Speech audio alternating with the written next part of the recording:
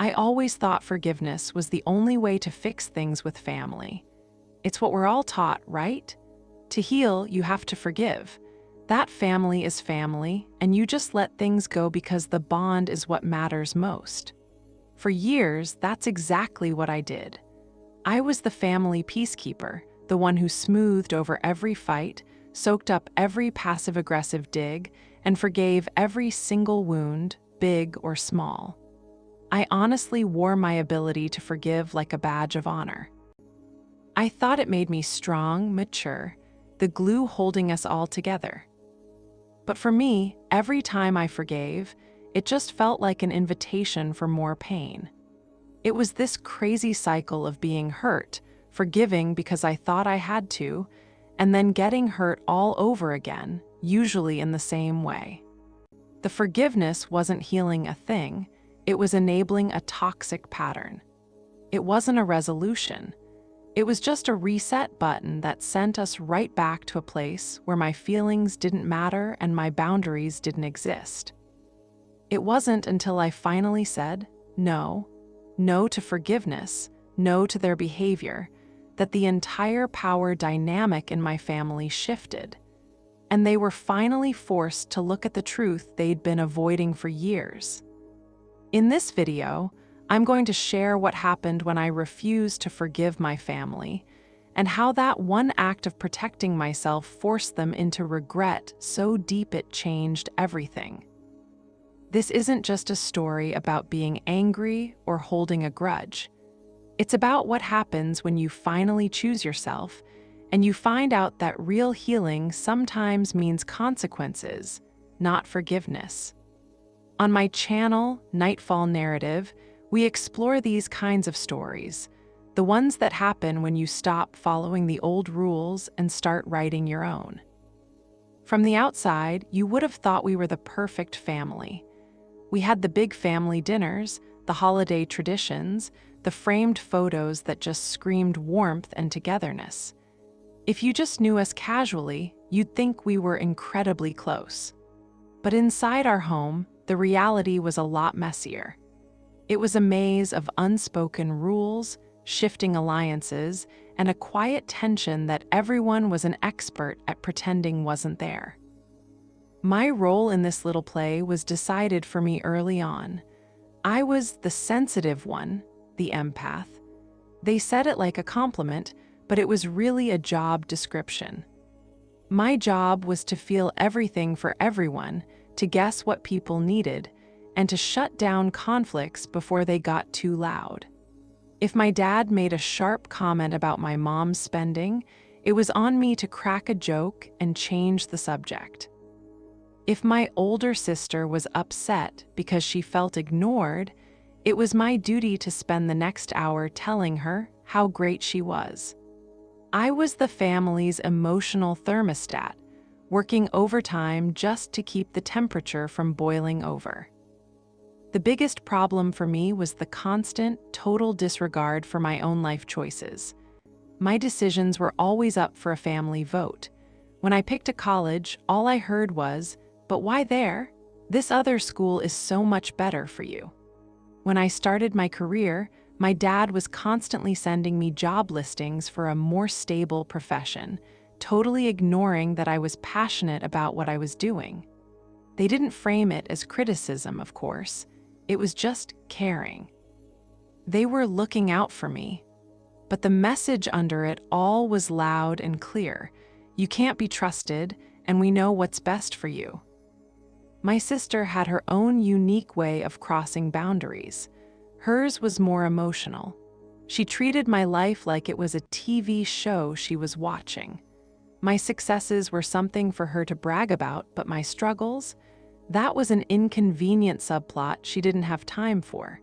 She'd call me, not to ask how I was doing, but to dump all of her anxieties on me for an hour straight.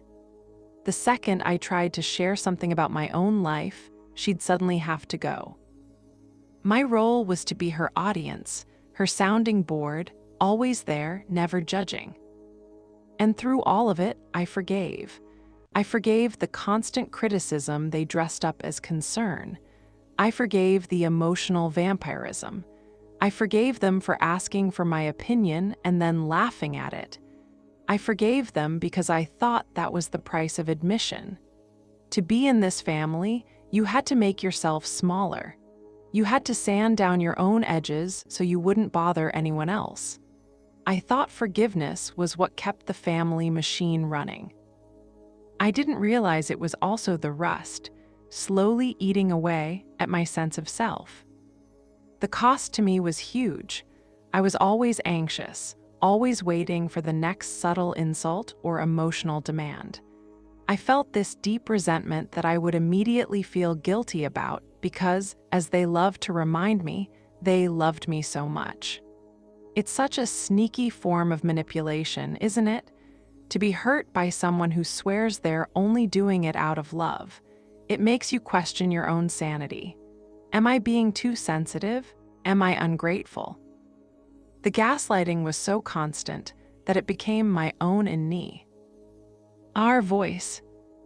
I spent years thinking this was just how families were, that the people you love the most can hurt you the most. I was so desperate to keep those bonds that I just kept forgiving. I forgave my dad for making a joke at my expense in front of my new partner. I forgave my mom for telling my sister a secret I'd told her in confidence. I forgave them for showing up at my house unannounced, expecting me to drop everything. Every single time, I'd swallow the hurt, tell myself, that's just them, and go through the motions of forgiveness. But it was hollow. It didn't bring any relief, just a temporary ceasefire before the next boundary was crossed. I was preserving the family, but I was losing myself completely. The slow chipping away at my spirit went on for years, but the final landslide was set off by one single event. It wasn't even the most dramatic thing that had ever happened in our family, but it came when I was at my most vulnerable. It was a violation so thoughtless and so complete that it finally shattered the illusion I'd been desperately holding onto. My husband and I had just had our first baby. Those first few weeks were a total blur of no sleep, overwhelming love, and just bone-deep exhaustion. We had been crystal clear with both our families before the birth. We told them, we're going to need time to bond as a new family. Please, wait for us to invite you over. We'll let you know when we're ready. We said it nicely but firmly. We put it in emails. We said it on the phone. We thought there was no way they could misunderstand. For the first week, they actually respected our wishes. Then, on a Saturday morning, I was running on maybe 2 hours of sleep. The baby was constantly wanting to feed, and I hadn't even showered. The doorbell rang. And there on my porch was my entire family, my parents and my sister, all of them smiling, holding gifts, like they were some rescue party here to save the day. My husband, just as tired as I was, opened the door and his face just fell. "Hey," he said, his voice tight. We said we'd call you." My father just laughed and pushed right past him. "Nonsense. We couldn't stay away. We had to see our grandbaby." They flooded into our small living room, and their loud, boisterous energy felt like a physical attack in the quiet, fragile bubble we had tried so hard to create. My mother immediately walked over and tried to take the baby right out of my arms. "Oh, you poor thing. Let me take her," she said. It wasn't a question, it was an order. I physically flinched and pulled my daughter closer. "No, she's fine. She's eating." My sister peered over my shoulder. "You look exhausted," she announced, not with sympathy, but with this kind of judgy pity. "Are you sure you're making enough milk? Maybe you should just give her a bottle." And in that moment, something inside me just snapped. It was everything, a whole lifetime of them knowing best, all crashing down at once. They hadn't just crossed a boundary by showing up uninvited. They had walked all over my new, raw, uncertain identity as a mother. They were telling me I was doing it wrong. that my needs, my explicit instructions, my wishes were completely irrelevant when faced with what they wanted, what they felt they deserved. I felt this surge of protective rage. It was so primal that it actually shocked me. This wasn't just about me anymore. This was about my child and the safe space I was trying to build for her. I stood up, still holding the baby, and I looked at them. The fake smile I had perfected over 30 years was gone. "You have to leave," I said. My voice was quiet, but it was rock solid. The room went dead silent. They all stared at me like I had grown a second head. My father's happy-go-lucky mask fell away. "Now, hold on a minute. We just got here. We drove all this way." "I know," I said. "And I asked you not to. I told you we needed space. I told you we would call. You need to leave, now." My mother's eyes filled with tears, her ultimate weapon. "But we just wanted to help," she whispered, her voice thick with fake hurt. "This is not helping," I said, my voice getting stronger. "This is the opposite of helping. This is stressful, and I will not have this stress around my newborn baby." The argument that followed was short and awful. They just didn't get it. Suddenly, they were the victims. I was being ungrateful, hormonal, and cruel. My sister scoffed that I was being dramatic, but I just kept repeating it like a mantra. "You need to leave. Please leave." Finally, offended and angry, they gathered their things and stormed out.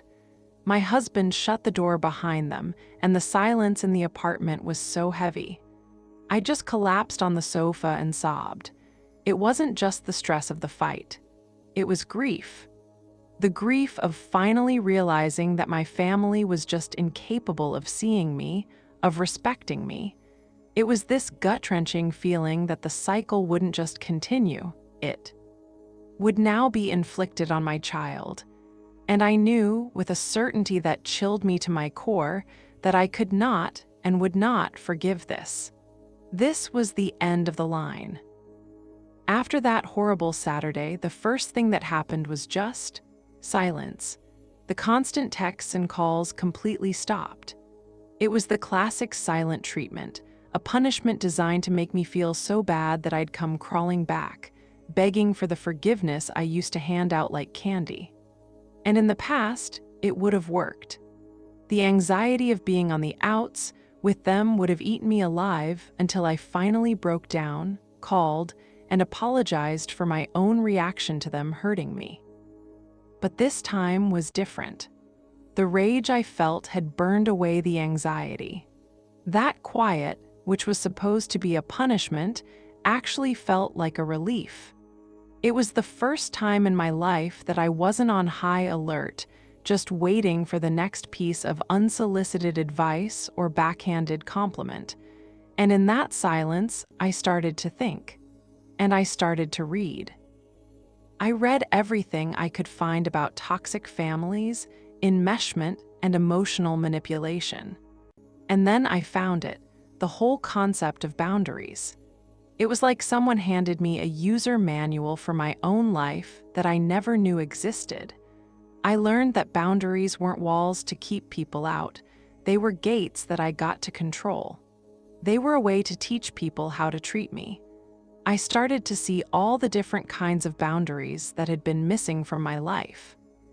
There were emotional boundaries, the right to my own feelings without having to manage theirs. Time boundaries, the right not to be on call for every family drama. And intellectual boundaries, the right to my own thoughts and decisions without them being put to a family vote. Armed with this new knowledge, I decided to try something. The silence was eventually broken by my mom with a timid text. "Just wanted to see how you and the baby are doing." Instead of ignoring her or getting into the fight all over again, I tried to set a boundary. I wrote back, "We're doing well, thank you. I need some more time before we're ready for visitors, but I'll let you know when we are." It was clear, kind, and firm. Her response was instant. "I'm your mother, not just a visitor. I'm worried about you. You're not being yourself." And there it was, the gaslighting. The hint that my new boundary was a sign that something was wrong with me, not a sign of strength. I felt that old, familiar pull of guilt. I wanted to just reassure her, to say, "You're right, I'm sorry, of course you can come over." But I held my ground. I didn't reply. A week later, my sister called. She didn't ask about the baby. She just launched into a speech about how hurt Mom and Dad were. "I don't know what's gotten into you," she said, her voice dripping with condescension. "They were just trying to be nice. You're tearing this family apart over nothing. You've made Mom cry for a week." This was a classic move, using a sibling to apply more pressure. In the past, I would have caved, but now I had a new tool. I used an I statement. "I understand that's how you see it," I said, my heart pounding. But from my perspective, I felt disrespected when my direct request for no visitors was ignored. "I'm not going to discuss this with you. My relationship with Mom and Dad is between us." She was so shocked that she was actually speechless for a second. Then she mumbled something about me being cold and hung up. Every one of these little interactions felt like a battle. It was exhausting. The pushback was intense. There was guilt tripping. "After everything we've done for you, this is how you treat us." There was minimizing. "You're making a mountain out of a molehill. It was just a visit." And then there was the smear campaign. I found out later from cousins that my family was telling everyone I was suffering from severe postpartum depression and pushing everyone away. I had so much doubt during this time. Was I the bad guy here? Was I being selfish? It felt like I was performing surgery on myself without anesthesia, dismantling the only family system I'd ever known. The loneliness was intense. Setting boundaries, I learned, can feel incredibly isolating at first because you're stepping out of the role everyone built for you. And if you've ever felt this way, if you've tried to set a boundary and been made to feel like you're the problem, like you're selfish or cruel, I want you to let me know in the comments. We build a community here at Nightfall Narrative by sharing these experiences. Just writing "I've been there" can be a powerful way to remind yourself and everyone else reading that you are not alone in this. It's a normal part of the process, and your feelings are completely valid. For me, holding on to that idea was the only thing that got me through. I had to be my own cheerleader because the whole system was designed to shut me down. I was learning to enforce T. He boundaries over and over, which was the hardest part. When my dad called and started advising about my husband's job, I had to say, "Dad, I appreciate it, but that's not up for discussion." When my mom tried to pry about my parenting choices, I'd have to say, "I'm not going to talk about that. How's your garden doing?" It was this clumsy, awkward dance of redirecting and refusing. But they weren't learning. They were treating my gentle boundaries like annoying roadblocks they could just wear down over time. Things weren't getting better. They were building toward a huge confrontation. They couldn't imagine a world where they weren't in charge, and I was starting to realize that to really change things, I'd have to make a much bigger, more final statement. The small no's weren't enough. I was going to have to deliver a big one. The real breaking point came about 3 months after my daughter was born. The tension was just simmering, broken up by their failed attempts to steamroll my new boundaries and my strained, minimal contact replies. The random, "I love you" texts from my mother felt less like love and more like someone trying to pick the lock on the gate I'd put up. They just wanted things to go back to normal. A normal that was comfortable for them and toxic for me. The summons came as a phone call from my father. He used his fake casual voice, the one he always used right before he laid down the law. "We're having a family dinner on Sunday," he announced. It was not a request. "It's time we all sat down and cleared the air. This has gone on long enough." I knew what this was. It wasn't an invitation, it was a subpoena. This was my intervention. I felt this wave of dread, but underneath it, there was a strange, cold calm. I was done with the little fights. If they wanted a war, fine. My husband and I agreed we would go, but on our own terms. We'd go as a team, we wouldn't get dragged into a shouting match, and we would leave the second it stopped being a real conversation. We walked into my parents' house, and the atmosphere was so thick you could cut it with a knife. My sister was on the couch with her arms crossed, refusing to even look at me. My mom was anxiously clattering around in the kitchen, and my father was standing in the middle of the living room like a judge. We sat down and my father started. "We are all very worried about you," he began, looking right at me. "You haven't been yourself. You've been distant, cold. You hurt your mother deeply. We love you, and we just want to understand why you are doing this to your family." My sister jumped in, her voice sharp. "You're punishing them for trying to be good grandparents. It was one visit. You need to get over it." I took a deep breath. The old me would have started crying, or apologizing, or trying to defend myself. But the new me just listened. I let them say every single thing they needed to say. They painted this picture of themselves as loving, wounded victims, and me as the ungrateful, unstable monster. It was a masterclass in rewriting history. When they finally finished, they all looked at me, expecting me to break, expecting an apology. I looked at my father. "I understand that you feel hurt," I started, my voice completely steady. "But what you call clearing the air is really just an expectation that I'll forget what happened and we'll go back to how things were. And that's not going to happen." I turned to my mother. "Mom, I love you, but your hurt feelings don't give you the right to ignore my needs or the needs of my child.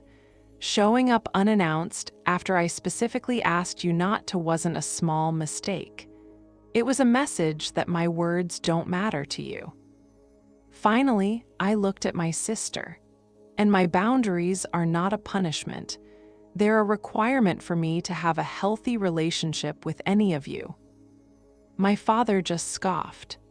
"Boundaries? This is ridiculous. We're a family. What do you want? An apology? Fine, we're sorry we came over. We're sorry we were excited to see our granddaughter. Now can we move on? Can you forgive us and let this go?" And there it was, the moment of truth. The demand for forgiveness offered like a business deal to buy back peace. He didn't mean the apology. It was just a way to shut me up and get his control back. I looked at all of them, these people I loved so much, who had caused me so much pain. And I felt this incredible sense of clarity. "No," I said. The word just hung there in the air, small but totally indestructible. "No, I will not forgive you." The shock on their faces was instant. It was like I had physically slapped each of them. In our family, forgiveness was how everything worked. Refusing it was like declaring bankruptcy on our entire emotional system. My father's face turned red. "What do you mean, you won't forgive me?" "I mean," I said, leaning forward, "that forgiveness without any accountability is just permission. It's a green light for you too. Do it again. You're not sorry you hurt me. You're sorry I'm not letting it go. You're sorry there are consequences. For me to forgive this, I'd need to see that you actually understand why it was wrong, that you're willing to respect my boundaries from now on, and that you see me as an adult." I've seen zero evidence of any of that. So no, I don't forgive you. The forgiveness you want is for your own comfort, not for my healing. By holding back forgiveness, I was forcing them to actually think. As long as I kept forgiving, they never had to feel the weight of what they did. My forgiveness let them off the hook. By refusing, I was handing that weight right back to them. I was breaking the system where I was always at the bottom. The power had shifted, and they were completely lost. They had no idea how to function in a world where their actions had real, lasting consequences. Their faces were a mix of anger, confusion, and for the very first time, a little flicker of fear. The foundation of their world had just cracked. After the refusal, the silence was different. It wasn't the angry, temporary silence from before. This was a deep, structural silence. A canyon had opened up between us, and nobody knew how to get across. The calls and texts stopped. No one sent my cousins or aunts to plead their case. It was like I just didn't exist anymore. I was cut off. The first few weeks were terrifying.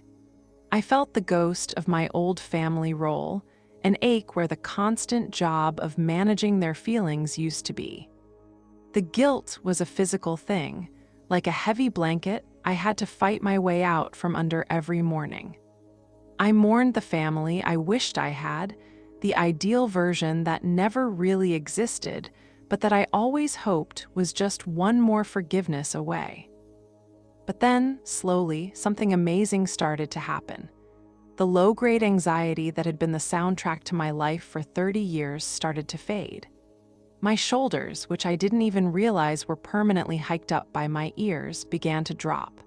I slept better. I had more energy, not just for my new baby, but for my husband, my friends, and for myself. By getting rid of the constant need to predict and absorb their drama, I had freed up this huge reserve of mental and emotional energy. I was finally feeling the benefits of having strong boundaries. The space they created to punish me was actually becoming my sanctuary. And while I was healing, they were falling apart. The family system was broken. I had been a load-bearing wall, and when I was removed, the whole house started to creak and groan. My sister, who had always used me as her free therapist, now had no one to vent to who wouldn't demand something back. She and my mother, I learned later, started to clash more. My father, who needed the image of a perfect, close family to feel good about himself, couldn't keep up the act. They were stuck with each other, and they didn't have the tools to handle it without me there to be the peacekeeper and the scapegoat. They were forced to sit in the uncomfortable truth of their own behavior. The first sign of regret was tiny. It came about 6 months later as a birthday card for my daughter. Inside, with a gift card, was a short, handwritten note from my mom. It didn't mention the fight. It just said, "We think of you all every day. We miss you." It was the "we miss you" that hit me. It wasn't a demand or an accusation. It was just a statement of loss. A month after that, my husband ran into my father at the grocery store. He said my dad looked older, tired. He asked, with a genuine humility my husband had never seen in him, how I was doing. Not, "Is she over it yet?" but "How is she?" He then told my husband, "I think I messed things up badly." But the biggest shift came from my sister. She sent me a long email. It was rambling and defensive at first, but buried in the middle were the words I never, ever thought I'd read from her. "I've been thinking about what you said about me only calling to unload. I think you were right. I never really asked how you were doing. I'm sorry." This was the regret I had forced them into. It wasn't some magic, overnight change. It was a slow, painful realization. They regretted it not just because they missed me, but because the system that had worked so well for them had collapsed. Their comfort had been built on my discomfort. My refusal to forgive broke that deal. They used to hold all the power, and when I took my piece of it back, they were left with a hole they didn't know how to fill. They were finally forced to reflect, not because of a lecture, but because of the stark, quiet reality of my absence. The consequence, losing the relationship, was a price they were finally, deeply regretting. This story doesn't end with a big, tearful reunion where we all hug and everything is perfect again. That's not how real life works, especially not after decades of bad habits. The resolution wasn't about going back to the past, it was about the slow, careful building of a totally new future. A future built on the boundaries I had fought so hard for. After my sister's email and my dad's quiet admission, I made a choice. I reached out, not to offer the blanket forgiveness they wanted before, but just to open the door a tiny crack. I suggested meeting my mom for coffee, somewhere neutral.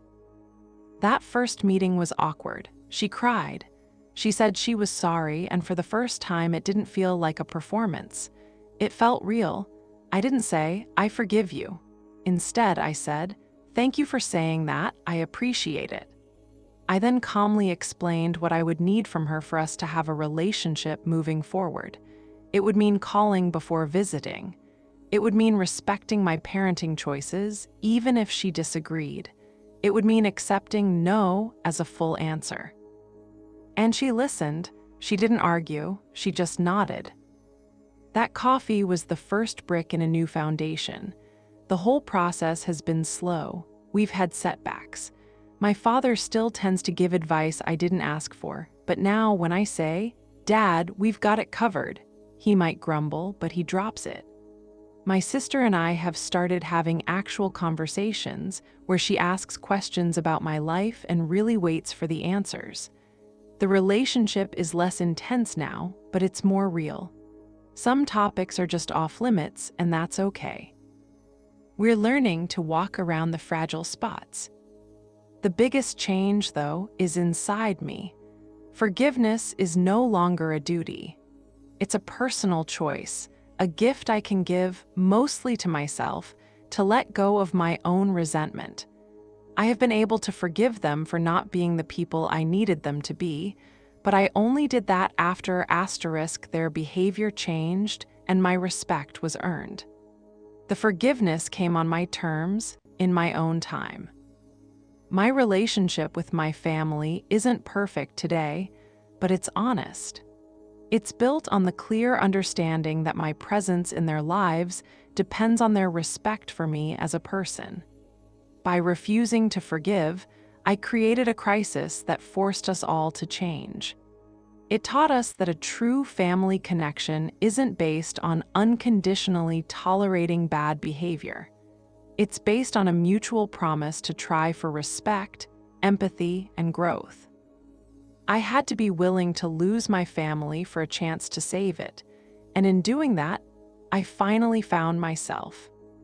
My journey from being the family's peacekeeper to being the architect of my own peace was long and hard. It started when I did something radical and said no to forgiveness, not out of spite, but because I desperately needed to save myself. And that refusal didn't destroy my family, as I had feared.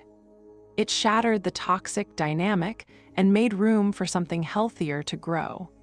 They regretted what they did because they were finally forced to feel the consequences.